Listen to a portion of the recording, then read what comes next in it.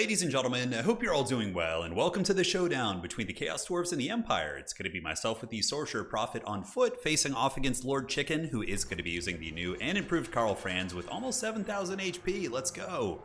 And also coming in with a contingent of the HOCHLAND long rifles. Now, as far as my build goes here in the front line, it is going to be chaff units because I wanted to have a very kind of haggard front line of just expendable units and have the Chaos Dwarves in the secondary rank or even the third rank using the Fireglaves to shoot down Empire heavy cavalry, big flying threats, that sort of thing. So the frontal core here is going to be Goblin Laborers. The secondary is going to be Hobgoblin Cutthroats, and these guys are okay.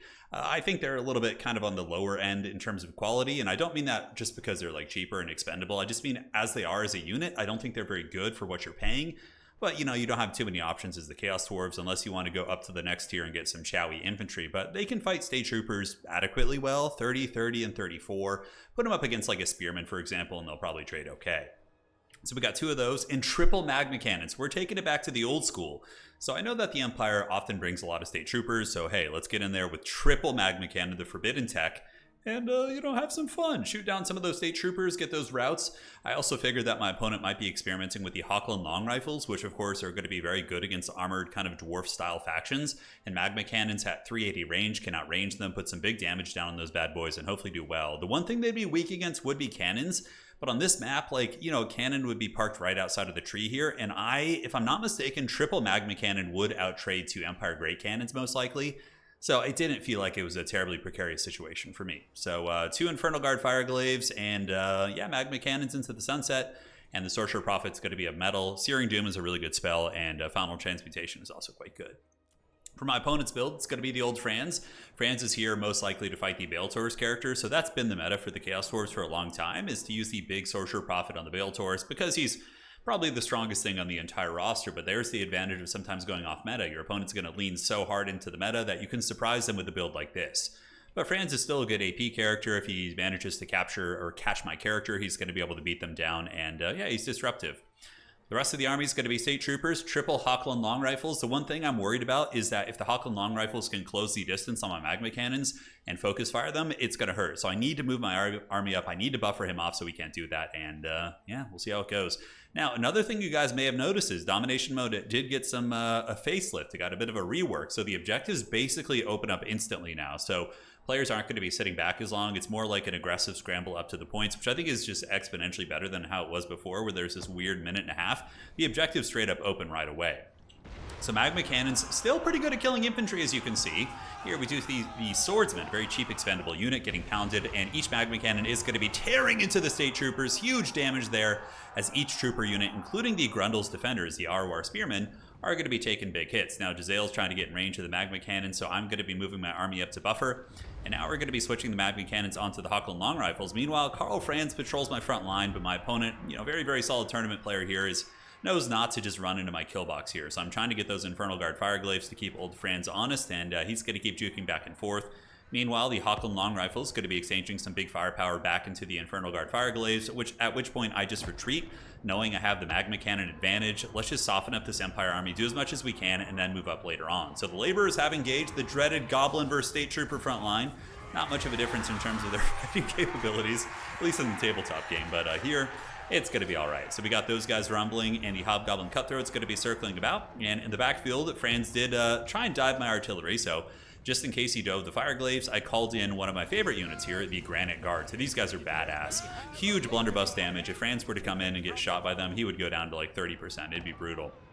So as far as the fighting goes, I did manage to sneak one Hobgoblin Cutthroat around the side, or one Hobgoblin Wolf Rider, excuse me. He came up and around the side and was able to flank on top of the HOCHLAND long rifles here, and the Magma Cannon still doing big work against the bunched up army. While the State Troopers have managed to keep me off the objectives for the most part, on the far side I did send a single Goblin Laborer unit.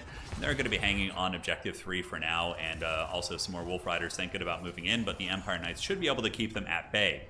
Now, as far as the fighting back here goes, we did get a Searing Doom. HOCHLAND long rifles are mostly offline right now, so the dreaded Magma Cannon meta returns. I mean, they're okay. Magma Cannons certainly aren't like OP or anything, but they're very good at killing like cheap expendable infantry like this. But here now they're going to be shooting into the Outriders with the grenade launchers. I was very, very happy my opponent didn't bring like tanks and some big armor and their own cannons and whatnot. But the Empire, you know, in this matchup typically would be afraid of doing that because historically the meta for the Chaos Dwarves has been double Deathstreaker, right? Which Empire cannons would counter. So it's games, plans within plans and schemes within schemes. So Magma Cannon shooting into the Outriders with grenade launchers here. Meanwhile, the Chowie battle lines are holding somewhat firm. The Cutthroats have moved into the secondary and have halted the advance of the Empire Troopers. And here we do have some State Troopers moving in, but we do have the Vanguard deployment of the Hobgoblin. Sneaky Gits coming in with their old prison shanks. Going to be dragging down Hans and the boys here, so these troopers most likely going to get cut to pieces. I think they're going to have a relatively bad time. Now, value is 3.7 against 2K. HOCHLAND long rifles have returned and are getting some okay value against the Infernal Guard Fireglaves, which are pretty much free firing right now. All of them are in reasonably good shape. These guys have 64 models. Granite Guard are going to be sitting at 80. And on the backside, I did lose that objective to some cavalry units, so the Empire Knights did come in. And unfortunately for me, these Empire Knights are easily going to be able to take Objective 3, so I will have to give that one up until I can call in some Bull Central Renders, which I do have a couple of in my build. So Magma Cannon still teeing off on the Empire Troopers, and you can see the value lead is getting a little bit more heavy duty. Franz is also quite beat up. These HOCHLAND long rifles getting discouraged by the Burnt Effect. Another Searing Doom going to be popped right here. Searing Doom, an excellent spell. I think it's one of the more underrated spells in the entire game. Honestly, like, it's almost good in every single matchup. It just does good damage against most targets, and not SEs obviously, but against any infantry, which, you know, most people will have at least some infantry or heavy cavalry. It's going to be good, and, you know, Final Transmutation is always good. Plague of Rust a little bit more niche, but Searing Doom is for sure a staple. So HOCHLAND long rifles teeing off into my Granite Guard. Granite Guard, I believe, do not have shields. Yeah, they don't. They're not like fancy dowie there, but they're trying their best. Now the Granite Guard and the Infernal Guard Fireglaves going to be unleashing a hellish torrent of fire into these State Troopers. The Magma Cannon doing work, and look at the Granite Guard mowing them down. And the Granite Guard does also have a suppression effect, which is one of the reasons why I like it against the Empire, against like flying SEs. I actually was expecting Elspeth. I was like, okay, he's going to bring Elspeth. It's the new fancy lord. So I had the two Fireglaves and the Granite Guard to get that concave of fire where they could have overlapping fire and kind of keep Elspeth honest here. Plus, Elspeth has a breath attack, which just does disgustingly brutal damage against targets that are big. So I didn't want to go with the Bale Taurus in case Elspeth was Spirit Leeching him, breath attacking him like 2,000 HP in the face. I didn't want any of that. But the Chaos Dwarf firepower really coming to bear here in the middle. Objective 1 still owned by the Empire, but not for long, as these Sneaky Gits are going to be heading over there. And now up on Objective 3, I did call in Bull Central Renders. My opponent responds with some Demogryph Knights with Halberds to fight them. In a straight-up fight, I don't know who wins that. I'm pretty sure the Bull Centaurs like barely win it. They win it with like 20% HP remaining, but they're also like 150 gold more expensive than a Demi, or a little bit more expensive at least. It's like 100, maybe somewhere between 50 and 150.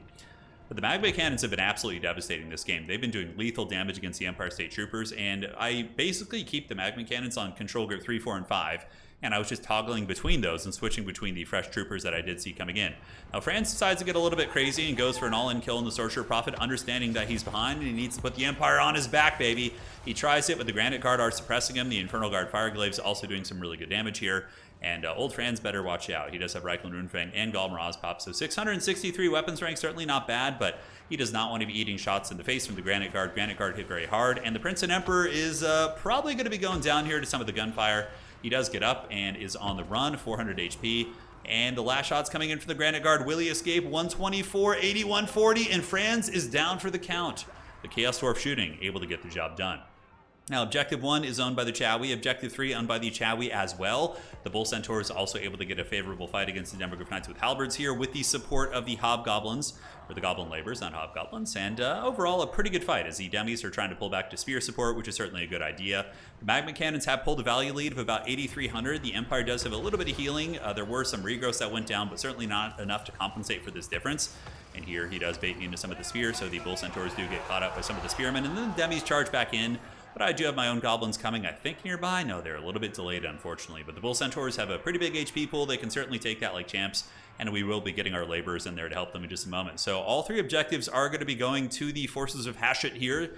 The Dark Bull, certainly quite happy about it. The guns are on their way up too, so we do have the Fireglaves as well as the Blunderbusses and the regular Infernal Guard getting ready to move and a groove, as we do have the Goblin Laborers pushing back the Sterling's Revenge. The last bastion of reinforcements coming in are going to be a couple Halberd units to try and reinforce, but with Franz being dead, Magma Cannons being very functional, and the Magma Cannons could be unsummoned for a bit of a refund, which would be nice. Searing Doom going down from the Sorcerer Prophet right here. Going to be nailing those Halberdiers, doing about 10% damage. They moved through most of it, and they were able to escape that. Here we got the Bull Centaur still duking it out. We do get Flesh to Stone on the Demogryph Knights, giving him 60% Fizz Res is pretty savage. 60% mitigation is pretty huge against these Bull Centaurs. But the Granite Guard and the Sorcerer Prophet, even if the Demis do end up winning that fight, they're going to get taken apart by the shooting. And the Magma Cannons will be training their sights here on these Halberds back here. And they're trying to dodge. He's dodging a little bit, but even if you run through the flames, the Afterburner effect, it kind of pins your unit and still does some good damage. So yeah, it's cool showcase that Magma Cannons are still, oh my god, that was like a direct hit right on that brick there. That was brutal, but it's a bit of a showcase that even if a unit gets nerfed and is off meta for a while, they can still be very good against a faction, which many of the people who I've been talking to in the early build have been saying that the Empire is going to be really, really top tier in domination. And I kind of agree. I think they're going to be good. I think if his build had like double cannons and you know, had a bit of a different composition, I think it would have been a much harder game, and I likely could have ran into big trouble and lost. But, you know, we were able to really take on what he brought, which was a lot of infantry. The HOCHLAND long rifles were countered by the Magma Cannons as well. And that is basically going to be GG well played as the Sorcerer Prophet cleans up the Halberdiers here. Magma Cannons just annihilating pretty much anything that comes in. A couple Empire Cavalry move in. But yeah, the Magma Cannon firepower is just so brutal, shocking down all those advancing units. And the Legion of Asgore has done it, and here we are. So let's see the endgame results. Let's break down the values, see what went well, what didn't. Magma Cannons were awesome. They shot the entire game against ideal targets, 2100, 1300, and 1800. Cool to see them doing well. There was no changes to them in this patch, and they were considered to be pretty crappy before, but I still think they have some teeth if you're expecting your opponent to bring a lot of lightly armored infantry, so Empire, Skaven, maybe even against Nurgle, because Nurgle might go wider in that matchup with like Pestigors. The Magma Cannons could be excellent, I think. Aside from that, Fireglaves did a good job. You know, without those, Franz and the Cavalry could have disrupted my backfield, and they really, really keep your opponent honest. Granite Guard were also good at 1700, Bull Centaur renders, and overall the build worked and clicked pretty well. Poor Franz, I mean, as soon as he came in, I knew Franz was going to be in trouble in that match. He was clearly there to fight a Baletor's character, and you know, he would do well against it with healing, but against my build, which was very small, no real big targets for him to hunt safely, you knew it was going to be hard for the Prince and Emperor. Demogryph Knights, all right value. HOCHLAND long rifles maybe did okay. Pretty good considering how hard they got hammered, honestly. 1700, 600, and 600 here, give or take. Or, yeah, 644. All right, GG, well played to my opponent. Hope you guys enjoyed this one, and we will be back with more games soon. Cheers.